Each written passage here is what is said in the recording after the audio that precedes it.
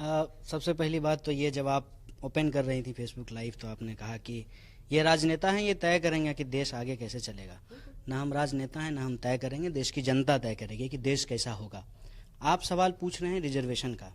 Reservation को लेकर के एक गलत धारणा, आपको जो चुनेगा फैसला तो आप ही करेंगे ना कि राजनीति कैसी होगी। नहीं नहीं, तो जो जनता चुनेगी उसके आधार पे तय करेंगे ना कि क्या डिसीजन होगा। लोकतंत्र की बेसिक चीज यही है कि आज राजनेता शब्द का इस्तेमाल कर रहे हैं हम लोग। आज एक मंत्री साहब भी राजनेता बोल करके गए यहाँ पे, हम राज कर रहे हैं, जबकि बार बार प्रधानमंत्री स्वयं कहते हैं कि नहीं, हम लोग जनता के सेवक हैं। राज सेवक हैं हाँ हमारे साथ। हाँ, हम तो राज सेवक भी अभी नहीं बने हैं, हम तो विद्यार्थी हैं महज। और आपने एक सवाल पूछा है कि रिजर्वेशन को लेकर के, उसको लेकर के एक देखिए गलत धारणा फैलाई गई है। मैं दूसरी जगह से शुरू करता हूँ, जिनको रिजर्वेशन नहीं मिलता है मैं वहां से शुरू करता हूँ और उनको कैसे रिजर्वेशन का लाभ मिल रहा है। धीरू भाई अंबानी का नाम आप लोग सुने होंगे, उनका बेटा मुकेश अंबानी है, उसको रिजर्वेशन है कि नहीं है कि उसके बाप के सारे धन दौलत का वो मालिक हो जाएगा बिना किसी मेरिट का।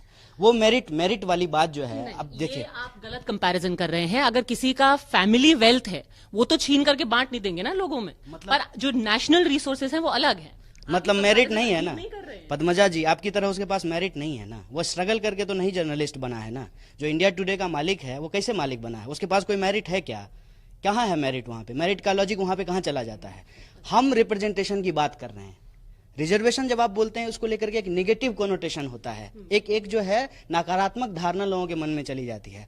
हम अवसर की बात कर रहे हैं, अवसर की समानता, बराबरी की बात। उसमें जब हम महिला की बात करेंगे तो दोनों को अधिकार मिलेगा, भले कि आइडियोलॉजिकल एक दूसरे के खिलाफ हैं। अवसर की समानता की बात संविधान में की गई है क्योंकि समतामूलक समाज का निर्माण करना है। अवसर की समानता तो नहीं होगी ना जब किसी को रिजर्वेशन मिल जाएगा। होगी ना, होगी, कैसे होगी सो मैं बताता हूँ ना। बात ये नहीं है कि कोई तेज रफ्तार से जाने वाली गाड़ी का टायर पंक्चर कर देना है। जो गाड़ी स्लो चल रही है ना, उसमें 2 स्ट्रोक की जगह है 4 स्ट्रोक इंजन लगा करके उसका एवरेज बढ़ाना है और उसकी स्पीड बढ़ानी है। ये नेगेटिव धारणा क्यों लोगों के बीच में डाल दी जाती है? ताकि देश को विखंडित कर दिया जाए। देश को विखंडित नहीं करना है, देश को जोड़ना है। और देश कैसे जुड़ेगा? जैसे आप हमको देखिए, मैं ऊपर से नीचे तक खड़ा हूं, मैं कुरूप हूं या सुंदर हूं मैं उसमें नहीं जाता हूं, लेकिन मेरा नाक और कान जो है वो मेरे चेहरे के हिसाब से संतुलन में है। मेरी नाक बहुत लंबी हो जाए, क्या ये स्वस्थ होने की निशानी है? समाज का एक तबका यदि बहुत आगे बढ़ गया है और बाकी तबका बहुत पीछे छूट गया है, यह स्वस्थ समाज की निशानी नहीं है। अच्छा, क्विक रिबटल शुभ्रास्ता और फिर मैं बाकी नहीं, मैं रिबटल नहीं, मैं सवाल पूछना चाहती हूँ कन्हैया जी से कि जब ये बहुत अच्छी लच्छेदार रेटरिक में बात करते हैं, जो अच्छा भी लगता है, युवाओं को ऐसा बोलना चाहिए, बट क्लैरिटी कहाँ है? ये क्या कह रहे हैं कि ये धर्म और जाति की और जेंडर की के बेसिस पे रिजर्वेशन होना चाहिए या उन वंचितों को रिजर्वेशन मिलना चाहिए जिसकी बात संघ भी करता है? Economic reservation.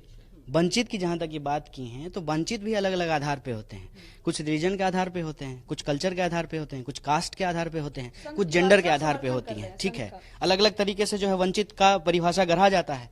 बराबरी की समानता यदि हमको देना है तो ऐसा नहीं कि इस देश में इकोनॉमिक आधार पे जो है वो जो है लोगों को अवसर देने की कोशिश नहीं की गई है। आप समझाइए, आप एक बार समझाइए मेरे को जस्ट क्लैरिटी के लिए। आप यही कह रहे हैं ना कि इकोनॉमिकल आपका जो स्टेटस है उसके हिसाब से रिजर्वेशन का आप समर्थन करते हैं। हाँ, कुछ लोग पिछड़े हैं पर सिर्फ पिछड़ों को ही मिलना चाहिए, ऐसा नहीं होना चाहिए कि जाति के हिसाब से, धर्म के हिसाब से फिर आप मांगने लगे। देखिए, इस बात को ना मैं कह रहा हूं बार बार कि इसको लेकर के भ्रम फैलाया गया है इस देश। सवाल का तो जवाब दीजिए, किस बिना पर मिलना? सवाल, मैं बिना की बात कर रहा हूं। इस देश में शारीरिक जो दक्षता है, ठीक है, जैसे डिफरेंटली एबल या पर्सन विद डिसेबिलिटी, वहां शरीर के आधार पर रिजर्वेशन है। जब लोगों को बीपीएल कार्ड बांटा जाता है वहां पे इकोनॉमिक आधार पर रिजर्वेशन है। जब लोगों के एडमिशन के लिए, एजुकेशन के लिए, अवसर की समानता के लिए कास्ट बेसिस रिजर्वेशन दिया जाता है, वहां कास्ट के आधार पर रिजर्वेशन है। इसके अलावा मैं एक बात और बता दूं, क्यों है वो रिजर्वेशन? अगला सुनिए ना। मस्जिद का मुल्ला जो है कोई पंडित नहीं हो सकता है और मंदिर का पुजारी जो है ना कोई मुल्ला नहीं हो सकता है। वहाँ धर्म के आधार पर रिजर्वेशन है, वहाँ धर्म के आधार पर रिजर्वेशन। मेरी बात सुनिए, मस्जिद ऐसा मत कहिए, गलत जानकारी मत दीजिए। मंदिर का जो पुजारी है वो भी मुसलमान बन के उसने भी पूजा की है, और इसलिए ऐसे उदाहरण मत दीजिए। देखिए, जहां बात, देखिए विषय को आप देखिए, हाँ बिल्कुल, असमानता खत्म होनी चाहिए। खत्म करने के लिए, इस असमानता को खत्म करने के लिए अवसर की समानता होनी चाहिए। और अवसर की समानता की बात करना, जैसे हार्दिक कह रहे हैं कि पटेलों को गुजरात में जब भी डिस्कशन हो रहा था तो बार बार बात हो रही थी बांटने और उसकी हो रही थी। देखिए, वंचित वर्ग को आप दो ऑप्शंस हैं आज युवा लोगों के सामने और न्यू इंडिया में कि क्या हम वंचितों को कास्ट बेसिस के रूप में वंचित देखें या इकोनॉमिक बेसिस पे वंचित देखें? क्योंकि कास्ट के नाम पे जो राजनीति हुई है और जिस तरह से सर कटे हैं वो हम जानते हैं। हिंदू मुसलमान के नाम पर भी जो हुआ है वो भी हम जानते हैं। हिंदू कल्चर नहीं, हिंदू धर्म के नाम पर जो हुआ है वो भी बीजेपी के खिलाफ है। किस मामले में बीजेपी के ये जो खिलाफ? वंचितों को इकोनॉमिक और सामाजिक आधार पे जो देखने की बात है, इकोनॉमिक और जाति के आधार पे, मैं संघ के साथ हूँ। हाँ, मतलब आप संघ कहता है, ऐसा ही कहता है। मतलब बीजेपी आप के लोगों ने खिलाफ। नहीं, आप जिन्होंने पोजीशन क्लियर कर दीजिए। जिन्होंने मैं बिल्कुल आपका सवाल क्या है? सवाल बताइए। सवाल बताइए। ये कह रही हैं कि वंचितों का जो मूल्यांकन है वो इकोनॉमी के आधार पे होना चाहिए। भाजपा ऐसा नहीं कहती है। अभी रोहित जी भी ऐसा बोले हैं, तो क्या आप इसके खिलाफ हैं? जी, मैं बिल्कुल स्पष्ट, चूंकि देखिए आप लोगों ने पोजीशन स्पष्ट नहीं की है, लेकिन मैं अपनी पोजीशन बिल्कुल स्पष्ट रखती हूँ। रोहित जी भारतीय जनता पार्टी का प्रतिनिधित्व कर रहे हैं। भारतीय जनता पार्टी का क्लियर स्टैंड बिल्कुल है कि फॉर द टाइम बीइंग जिस तरह से रिजर्वेशन चल रहा है वो चलेगा, क्योंकि वो एज अ जो राजनीतिक पार्टी जो है और जो सत्ता में है वो मानती है कि कास्ट बेस्ड रिजर्वेशन होना चाहिए। लेकिन जो जिस वैचारिक संघ समुदाय से हम लोग आते हैं, उस वैचारिक समुदाय का स्पष्ट मानना है, ऐसा मुझे लगता है जब मैंने मोहन भागवत जी के स्टेटमेंट को अच्छे से पढ़ा था। बिल्कुल आप बोलिएगा रोहित जी, आप भी क्लियर कीजिएगा कि जब मोहन भागवत जी ने ये बात कही थी रिजर्वेशन वाली, तो उन्होंने बहुत ही स्पष्टता से कहा था कि वंचित केवल कुछ कास्ट तक सिमटे हुए नहीं है। मैं इस बात से भी इत्तेफाक रखती हूँ और मुझे इन भारतीय जनता पार्टी और संघ के विचारों में कोई अलग अलग अलगाव नहीं दिखता। भाई ये कॉन्स्टिट्यूशनल प्रोसेस है, जिस प्रोसेस के थ्रू रिजर्वेशन आता है। लोग खिलखिलाकर ठठाकर हंस सकते हैं, पर भाई कॉन्स्टिट्यूशनल प्रोसेस है। They should go back to read the Samvidhan. सबसे पहली बात तो ये है पद्मजा जी कि जब इस तरह के हम डिस्कशन में हों, फैक्ट और फिगर के साथ बात करें, लाखों लोग देखते हैं, उनके पास इंफॉर्मेशन जाए। रिजर्वेशन के ऊपर मैं अपना एक पोजीशन स्पष्ट कर देता हूं कि रिजर्वेशन का मतलब किसी से छीनना और किसी को देने का नहीं है। समता मूलक समाज के निर्माण की स्थापना की एक कोशिश है। उस कोशिश के बारे में जो संविधान में लिखा गया, उसमें साफ साफ लिखा गया है कि सामाजिक और शैक्षणिक रूप से जो पिछड़े हुए लोग हैं उनको विशेष अवसर दिया जाएगा। ये मतलब नहीं है कि दूसरे का अवसर छीना जाएगा। अब इस आधार पे जो है राजनीति भी होती है, लोग सरकार में भी आते हैं, चुनाव भी बनाते हैं। इस पे यदि लोग बातचीत करना चाहते हैं तो खुली बहस कर सकते हैं, लेकिन अंतिम निर्णय करने का अधिकार पार्लियामेंट को है और इस देश के सुप्रीम कोर्ट को है। इसके अलावे मैं दो बात और कर देता हूं कि एक चीज जो बार बार व्यक्तिगत आरोप लगता है कि आपने ये किया, आप कांग्रेस से पैसा ले लिए। मेरे बारे में कह रहे थे रोहित जी कि आप खुले में शौच करते हैं। देखिए, खुले में शौच तो इस देश की बहुत सारी जनता करती है, मैं उसको जस्टिफाई नहीं कर रहा हूँ, लेकिन इस तरह का व्यक्तिगत लांछन हम नहीं लगाना चाहते हैं यहाँ पे, इसीलिए हाँ खत्म। तो व्यक्तिगत लांछन लगाना ठीक है, और हम जानते हैं कि बहुत तरीके के राजनीतिक आरोप प्रत्यारोप होते हैं, ठीक है। ये अब हम ये स्लैंगिंग मैच नहीं शुरू करेंगे। नहीं, अब वो दो बातें बोलेंगे, आप चार बोलेंगे, फिर ये it all go downhill from here. Finish करो। एक सवाल साहिल आपसे पूछना चाहते हैं। अभी हम डिस्कशन देख रहे थे, मुझे लगता है कि एक लिमिट के बाद सब पर्सनल अटैक पे चला जाता है। एक नहीं सुन लीजिए। अरे ठीक है सुन लीजिए। अच्छा अभी सुन लीजिए एक बार। मेरा सवाल अभी फ्यूचरिस्टिक सवाल है और मैं चाहूंगा कि आप बिना मतलब जो टिपिकल जवाब होते हैं वो मत दीजिएगा कि बिके हुए हैं पैसे देकर वगैरह, वो सब मत दीजिए। एकदम मेरा सीधा सवाल है। एक समय था कि जब लेफ्ट ऑफ सेंटर आइडियोलॉजी इस देश में युवाओं को आकर्षित करती थी, ठीक है, 60 और 70 के दशक में। तब भारतीय जनता पार्टी या संघ की आइडियोलॉजी, हम संघ की आइडियोलॉजी कहेंगे, वो एक मार्जिनलाइज्ड आइडियोलॉजी थी। आज की तारीख में सालों तक संघ के कार्यकर्ता वहां गए। अब जो भी मीन्स उन्होंने अप्लाई किए होंगे वो बात, उस पर हम डिबेट में नहीं जाएंगे, ठीक है। लेकिन आज की तारीख में ये स्थिति है और ये हमको एक्सेप्ट करनी होगी कि आज की तारीख में वो उन जगह तक पहुंच गए हैं जहां पर वो कभी पहुंचने का सोच भी नहीं सकते थे। अब आप हमको बताइएगा, आप दोनों और उसके बाद आप भी, बिना आरोप लगाए किसी पर भी, और ये जवाब चाहिए, सवाल मत पूछिएगा, कि अब आगे अगर आपको युवाओं को आकर्षित करना है तो आप किस तरीके से करेंगे, क्योंकि आप अगली पीढ़ी है। आप ये मत बोलिए आप पॉलिटिक्स में नहीं, आप है पॉलिटिक्स में, ठीक है।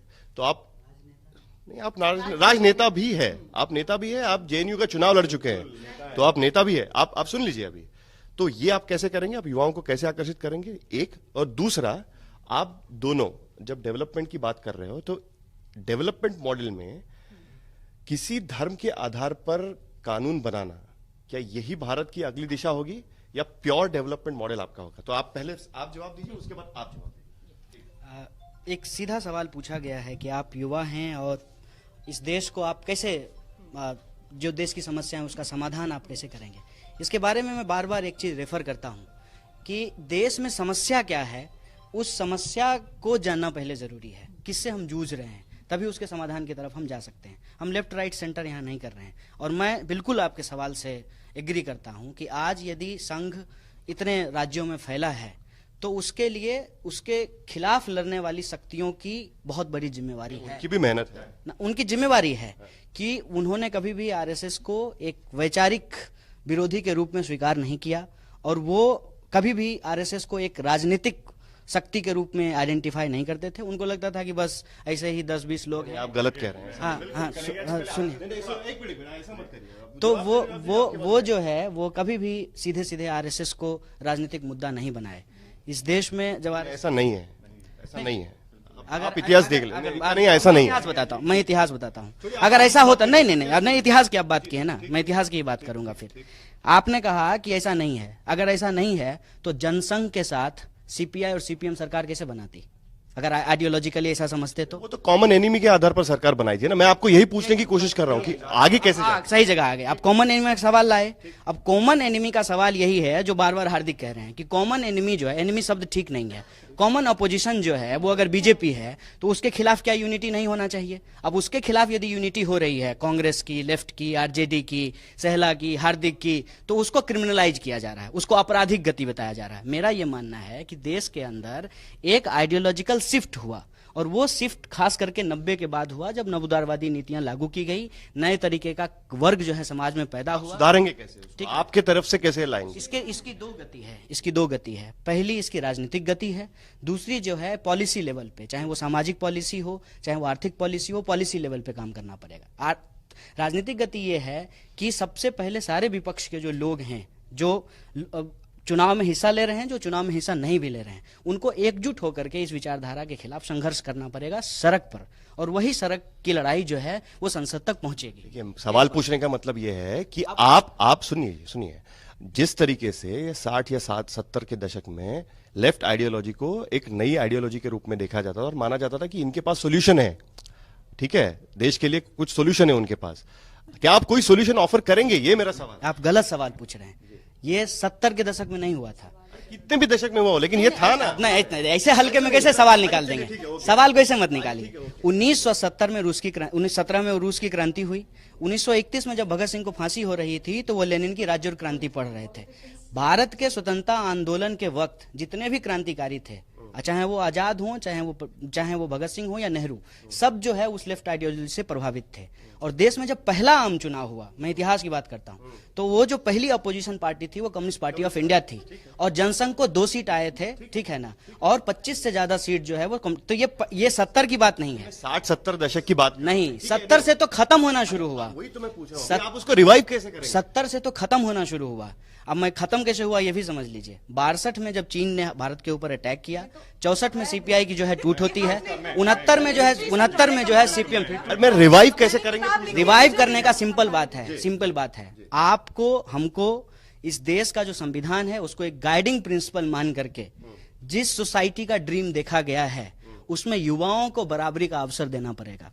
इस देश के अंदर जो बड़ी कॉर्पोरेट लूट चल रही है उसके बरक्स जो प्रोडक्टिव कैपिटल है उसको सपोर्ट करना पड़ेगा। जो टेक्नोलॉजी है उस टेक्नोलॉजी का इस्तेमाल करके एम्प्लॉयमेंट जनरेट करना पड़ेगा। जो इकोनॉमिक इनइक्वालिटी है, जो कल्चरल डिस्क्रिमिनेशन है, उस डिस्क्रिमिनेशन को रिड्यूस करना पड़ेगा और जो कॉन्स्टिट्यूशनल प्रिंसिपल है उसको इंप्लीमेंट करना पड़ेगा। और जो लॉ एंड ऑर्डर का इशू है, without if and but, left right centre किए हुए एक लॉ एंड ऑर्डर के आधार पे डिसीजन को डिलीवर करना, इस तरह का रेस्पॉन्सिबल गवर्नमेंट को